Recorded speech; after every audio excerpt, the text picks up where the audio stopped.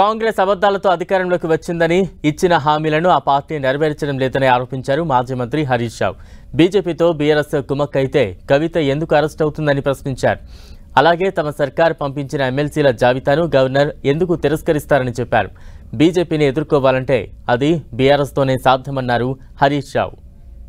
साफ साफ मालूम हो रहा कि इनका रिश्ता बीजेपी से है, ये बीजेपी से मिला हुआ है। अगर से केसीआर साहब बीजेपी से मिला हुआ है तो क्यों कविता जी को अरेस्ट करेंगे? अगर से हम बीजेपी से मिल गए तो क्यों गवर्नर साहबा ने हमारा एमएलसी को रिजेक्ट करते हैं? जो रेवंत रेड्डी साहब ने 2 एमएलसी को भेजाए रिकमेंड करके, 1 दिन में 2 दिन में गवर्नर साहबा उसको अमल कर दिए। जब केसीआर साहब ने एमएलसी का नाम रेकमेंड करे तो कैबिनेट रेकमेंड करे तो 2 महीने में रख लेके रिजेक्ट कर दिए हैं। इससे साफ साफ मालूम होता कौन मिल गए।